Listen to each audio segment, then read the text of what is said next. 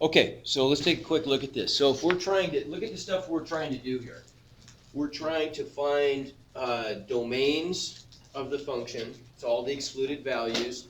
We want to know equations of vertical asymptotes. We want to know the x values where holes occur, and we want to know if there are horizontal or slant asymptotes, right?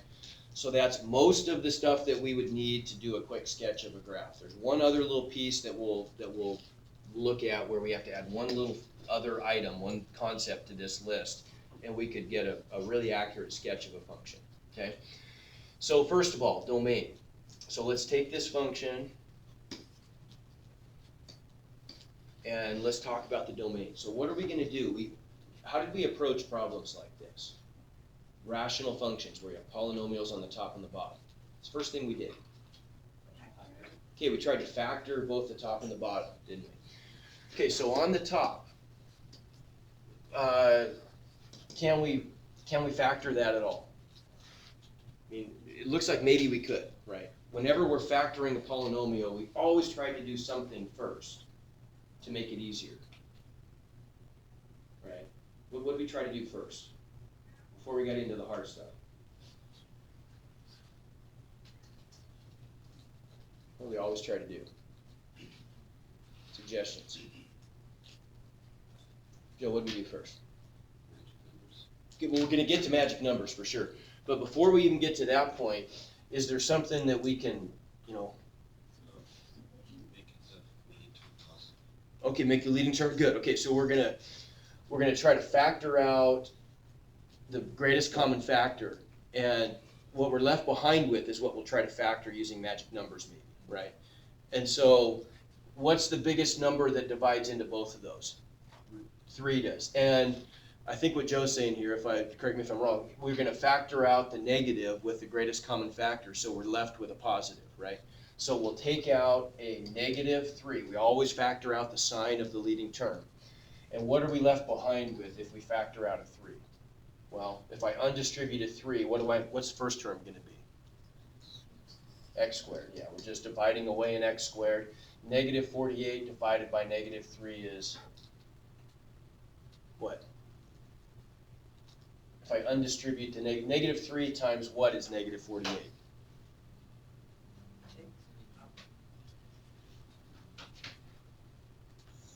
What's it going to be? Not 12. Close.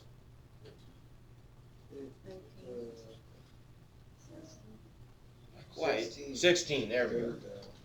Positive 16. There we go. And on the bottom, we're left with an x squared plus 4. Okay, so now, good. We factored out a GCF. That's good. It makes it a little bit easier.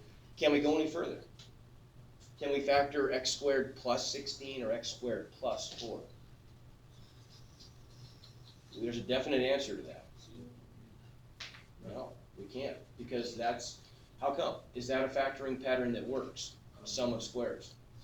There is no pattern, right? That's the one missing pattern for 2 terms. So we're done, right? We can't factor that any further, right? So now we want to make our list, don't we? At this point, we factored it as much as we can. So we want to make our list of zeros of the numerator and things. Okay. I'll pass that back to Kelly. Zeros of the numerator and zeros of the denominator. So are there any zeros of the numerator? Not going to be, are there? If I set this factor equal to 0, we don't even have to do the math. You can just think a couple steps ahead. If I set x squared plus 16 equal to 0, I'm going to subtract 16 and square root it. I'm taking a square root of a negative, right? I'm not going to get real solutions. I'm getting i's. Same thing on the bottom. If I set that equal to 0, when I subtract the 4 and then square root both sides, I'm also getting i's in my answer. So I know that when I have an x squared plus something, it's not going to give me zeros.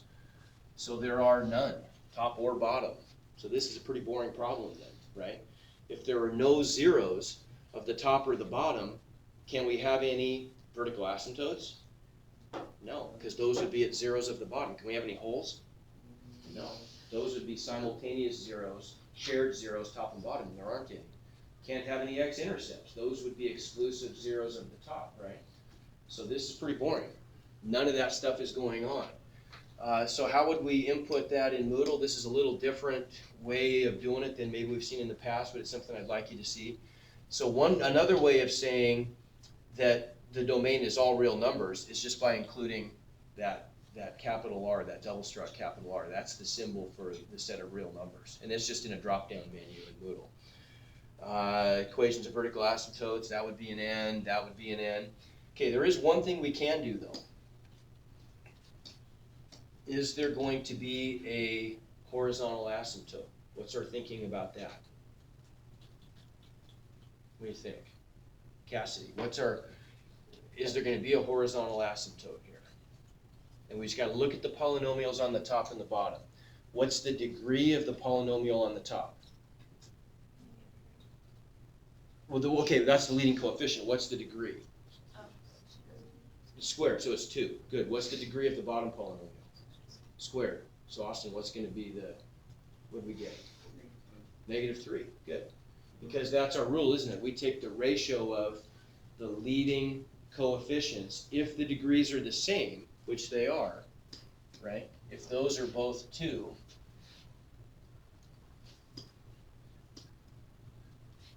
which they are, then all we have to do is just take the ratio of the leading coefficients, which is -3/1. So we get a horizontal asymptote at y equals -3. So that's the one thing we do get, right? Okay, what about one like, That's not it? what's that? Overall 400? Yeah, that was a pretty simple one. So, We get real numbers, n, y equals -3 for that one. Okay?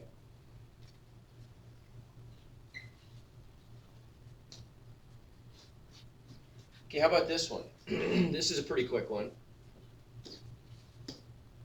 What are the zeros of the numerator?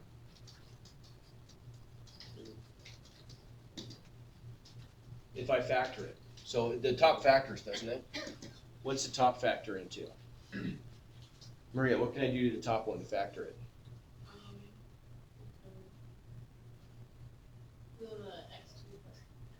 X squared plus x. Yeah, how could I, is there anything I can factor out? Up here? Well, is there anything I can undistribute, right? I want to see if I can factor something out. Break that apart. X, yeah. I could pull out an x, couldn't I? So I'm left with x times what? X plus x. X plus x squared. So what would I have to distribute? X times what is x squared? Well, x times what 2. is x? 1.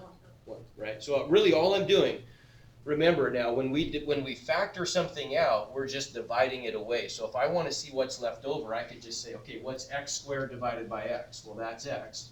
What's x divided by x? 1. Okay? So there's the top. Bottom's already factored. So what are the zeros of the numerator then? What value of x makes that 0? 0, right? So I get 0. How about that one? Come on now. -1, okay. Zeros of the denominator, there's only 1. What is it? 2. So that lets us fill everything out here, doesn't it? What's the domain going to be then? We want to use the not equal to symbol in this case. Makes it easier for you. how do you write that? It's just a drop down in Moodle. So you just put that symbol there? Yeah, we just put that symbol there. So here we'll do it. So if we pull this guy up, we would get, I think I'm zoomed in too far. It's on, oops. Come on. So I'd say x is, and it's going to be in that menu. X is not equal to what? What's the 0 of the denominator? 2. So x is not equal to 2. Why are we putting that? Because that's the domain.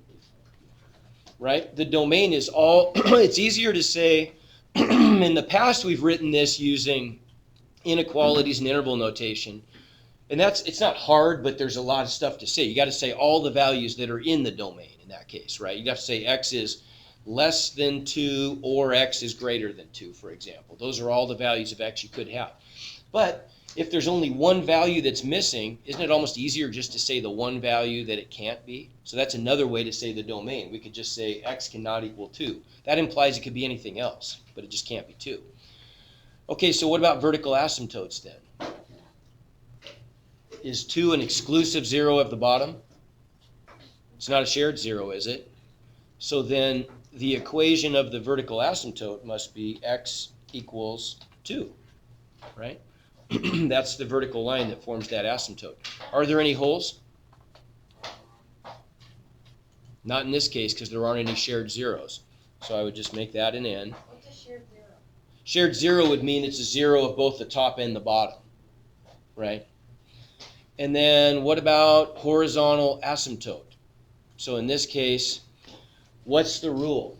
How do we do this one? Let's make this a little bigger. So in this case, the degree of the top is what?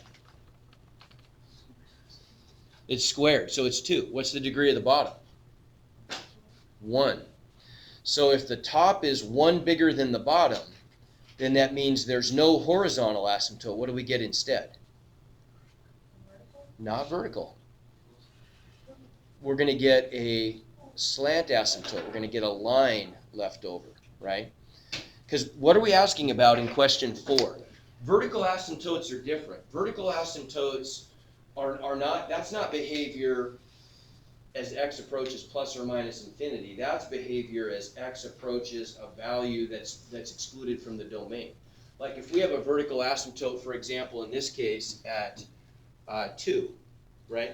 That means that as the x approaches an x value of 2, it's going to get shot up or down infinitely far, right? That's different than question 4 here. Question 4 wants to know what the end behavior of the function is. If we go out to the ends of the function, really far to the right or really far to the left, what happens? There's 2 possibilities. Well, there's 3 possibilities.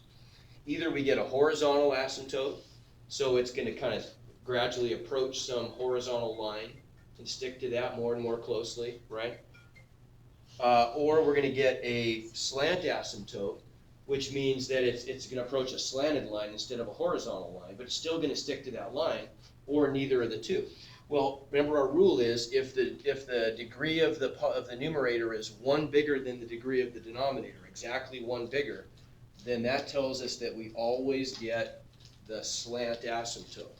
How do we find it? Well, we just simplify that. We just divide that out, right? We could use synthetic division this time.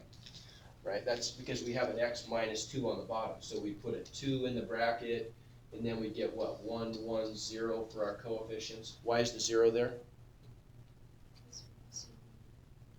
Because we're missing the constant, aren't we? So we'd have to put a plus. We have to have a column for every power of x from the biggest one. So we've got a 1x squared, a 1x, and a 0 constant, right?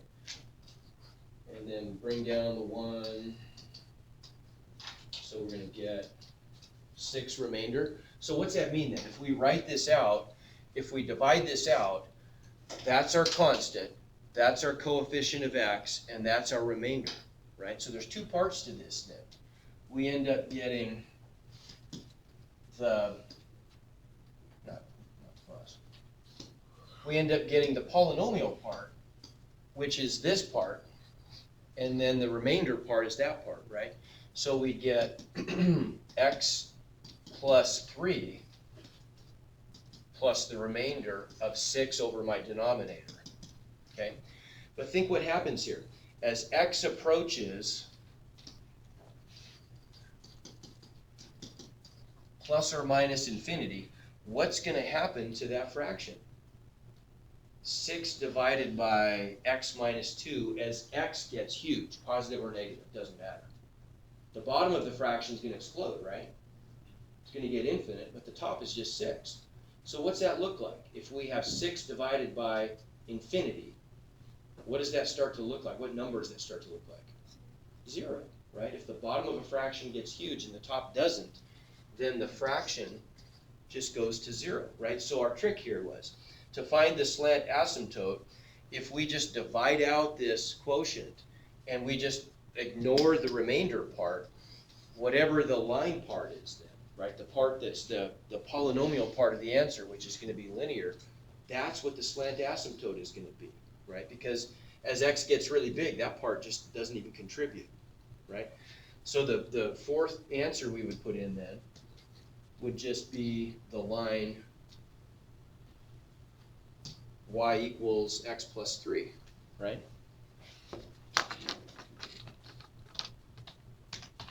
Okay, because they want the equation. Oops.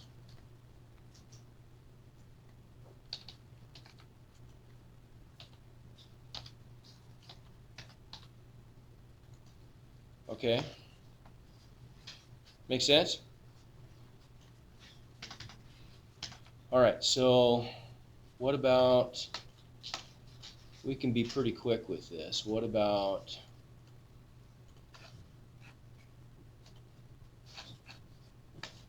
one like that? Let's just go really fast through this. If I factor it, top's already factored. What's the bottom factor into? What are my magic numbers this time? You gotta multiply to what? To, yeah, negative 30 and add to. Okay, so what are those? Hannah, what are those numbers? What numbers multiply to negative 30 and add to negative 1?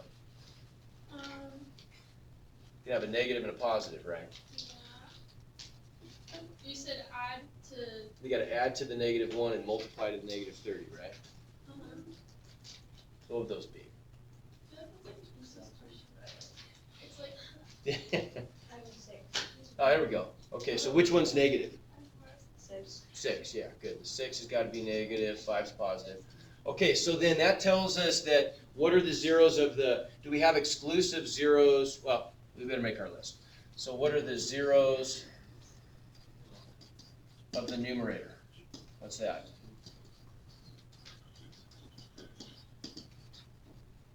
So what do I get? Only zero of the numerator is negative 5.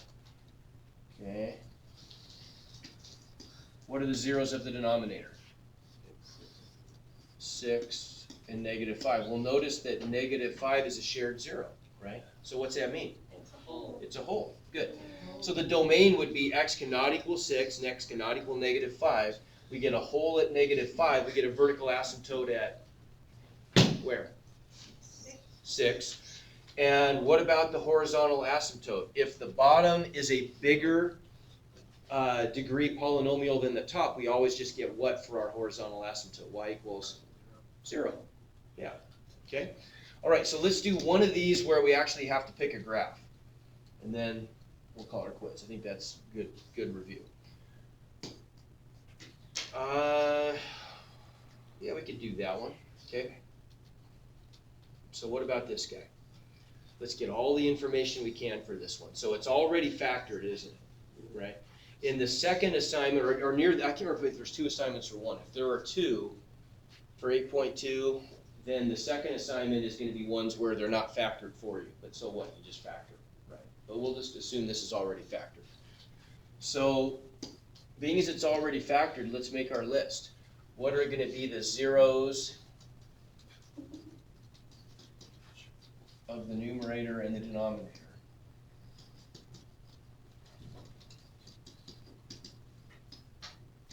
What are the zeros of the numerator? Only one. What is it? 3. Good. Okay. 3. What about the bottom? 6 or 0. Okay. So in this case, there are no shared zeros, so there are no holes. Where should I expect to see vertical asymptotes? 6 and 0. So I know I've got vertical asymptotes at x equals 6 and x equals 0. What about horizontal asymptotes? If I were to multiply this out, I don't have to do it, but if I were to multiply this out, Eli, what's going to be the degree of the top? What's going to be the biggest power of x? 1. Good. What's going to be the degree of the bottom? 2. So this is one where the bottom is bigger degree than the top. So what's our horizontal asymptote going to be then? It's going to be the line y equals what? Bottom is bigger than top? 0. Okay, so that's pretty helpful. That gives us a lot of stuff. Do we have maybe one more thing we could add? This is sort of helpful. Is there going to be an x-intercept? Where would x-intercepts occur? Zeros of the numerator only. Good. So that's going to be at 3. So the x value would be 3. Obviously, the y value would be 0, right? It's an x-intercept. So that helps us quite a bit. That's going to narrow things down, isn't it? So that's not it. But let's see if we can find one. Why did you select it? Because I had the other one selected and I didn't want to give it away. Okay, so let's see. You tell me when you find one that matches that stuff.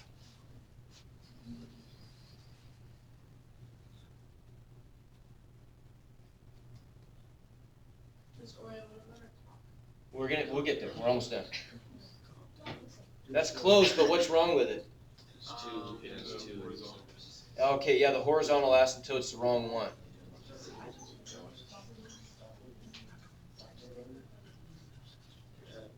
No. How's that? Okay, that could be it, right? So far, so good. It matches everything it needs to. We've got the 2 correct vertical asymptotes, we've got the correct horizontal asymptote, and we've got the correct 0. But it still could be wrong, right? It could be wrong because we could have the wrong behavior at the asymptotes, right? They might be sticking to the asymptotes incorrectly. How do we find out? I don't want to go through all, but let's pick like one of these. And let's just go through how we could check to see what the asymptotic behavior should be. Let's see what happens for each one of these asymptotes. We would have to know what's going to happen as the ant approaches the asymptote from the left and the right. We have to know, are we going to get positive or negative infinite behavior? Positive would mean it goes up, negative would mean it goes down, right? So how about if we pick, let's approach the left asymptote, the one at x equals 0 from the left side. What's that do? Actually, no, let's do this one. Let's do this one. We'll approach the asymptote at x equals 0, or x equals 6, sorry, from the left. Okay, so then what's that going to look like? We want to do something like, we want x to approach a value of 6, right? But we want to do it from the left side. So how do I say that? Negative, right? We're going to approach from the negative direction. So we're going to be, we approach 6 from the left, which means it's going to be 6 minus just a tiny little bit, right? So that's going to be something like what? What would the decimal be like then? Is it 5.999 or 6.0001? It's going to be 5.9991, isn't it? It's going to be a little bit less than 6.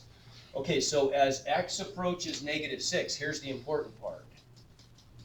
F of x approaches what? Well, let's just look at these factors one at a time. On the top, there are 2 factors. We just need to know what each of them are. Well, the first one's going to be negative 2. That's a constant. It doesn't change. What's this one going to be? As x approaches 6, what's x minus 3 going to start to look like? The number, what's 6 minus 3? 3. So that one's it's gonna look like a value of 3. What about, we've got 2 on the bottom. Let's do this one first. Well, just the plain old x is gonna approach 6, right? But here's the tricky one. Here's the one we gotta pay close attention to. As x approaches 6 from the left, so 5.999 something, what is x minus 6 gonna start to look like? It's going to approach 0, isn't it? Because 6 minus 6 would give me a 0, but is it going to be a little bit positive or a little bit negative? I'm going to do something like 5.999 minus 6. So it's a little bit negative, isn't it? It's going to be just a little bit leftover negative. And so what does that tell us? Well, that tells us that we're going to get, we know it's going to be infinite. Why is it infinite? Because we know it looks like a number divided by 0. Anytime we get a number divided by 0, remember, that means infinite. In this case, we get negative 6 divided by 0. Well, how many times does 0 divide into negative 6? Infinite, right? You can't do it. That's why we can't divide by 0, but the answer is, it would have to be infinite, right? So there's where we get the infinite, but now we got to know the sign. That's the only part that we don't know. So to find the sign, remember what we do is we're just going to look at the sign of this quotient, just using our regular old sign rule. I've got a negative there and a negative there, and the rest are positive. So if I have a quotient, and of all the factors included, 2 of them are odd, what does that tell you about the overall sign? If an even number of factors are odd, it's positive then, right? Because they're going to cancel. And so we end up with a positive infinity, and so this function does the right thing. It goes up there. See what I'm saying? We'd have to do that at each of those 4 boundaries to see, if it has the right behavior. Okay? Does that make sense? Okay?